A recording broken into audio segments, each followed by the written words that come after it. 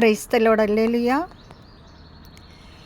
ദാവീദിൻ്റെ സങ്കീർത്തനം 32 അധ്യായം 1 മുതൽ 11 വരെയുള്ള വാക്യങ്ങളിൽ നമുക്കിങ്ങനെ കേൾക്കാം, നമുക്കിങ്ങനെ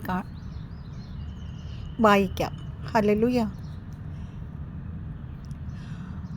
അതിക്രമങ്ങൾക്ക് മാപ്പും പാപങ്ങൾക്ക് മോചനവും ലഭിച്ചവൻ ഭാഗ്യവാൻ ഭാഗ്യവാൻ.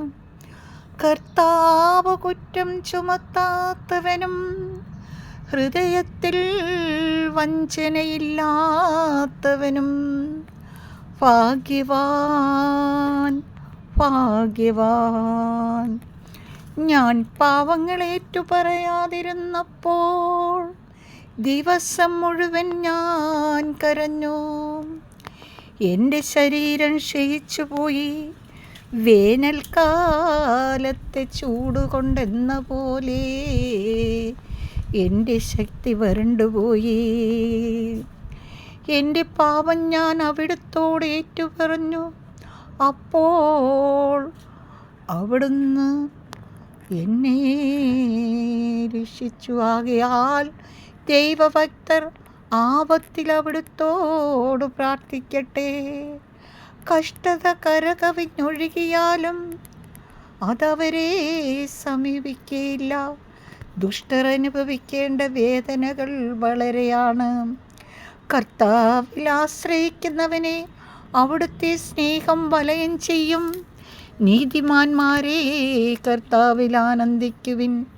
പരമാർത്ഥ ഹൃദയരെ ആഹ്ലാദിച്ചാർപ്പ് വിളിക്കുവിൻ. പരമാർത്ഥ ഹൃദയരെ ആഹ്ലാദിച്ചാനന്ദിക്കുവിൻ. നമുക്ക് കർത്താവിനെ സ്തുതിക്കാം.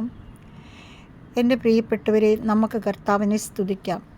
ജീവിതകാലം മുഴുവൻ ഞാൻ എൻ്റെ കർത്താവിന് സ്തുതിഗീതങ്ങൾ ആലപിക്കും. എൻ്റെ കർത്താവിനോടൊപ്പം ഞാൻ ചേർന്ന് നിൽക്കും. അവിടുന്ന് എൻ്റെ അഭയസങ്കേതമാണ്, അവിടുന്ന് എൻ്റെ കോട്ടയാണ്, അവിടുന്ന് എൻ്റെ ബലമാണ്. സ്വർഗവും സ്വർഗാദി സ്വർഗവും തുറന്ന് അനുഗ്രഹം വർഷിക്കുന്ന നമ്മളുടെ സ്വർഗീയ പിതാവാണ്.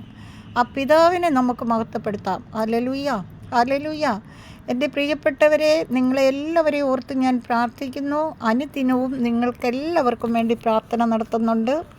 ദൈവം എല്ലാ നന്മകളും കൊണ്ട് നിങ്ങളെ നിറയ്ക്കട്ടെ, അനുഗ്രഹിക്കട്ടെ, വിശുദ്ധീകരിക്കട്ടെ എന്ന് പ്രാർത്ഥിക്കുന്നു. പിതാവായ ദൈവത്തിൻ്റെ വാത്സല്യ സ്നേഹം എൻ്റെ എല്ലാ പ്രിയപ്പെട്ടവരുടെ മേലും ഇരിക്കട്ടെ എന്ന് പ്രാർത്ഥിക്കുന്നു. പിതാവായ ദൈവത്തിൻ്റെ സ്നേഹവും പുത്രനായ ദൈവത്തിൻ്റെ കരുണയും പരിശുദ്ധാത്മാവിൻ്റെ അഭിഷേകം കൊണ്ട് എൻ്റെ പ്രിയപ്പെട്ടവരെ നിറയ്ക്കട്ടെ.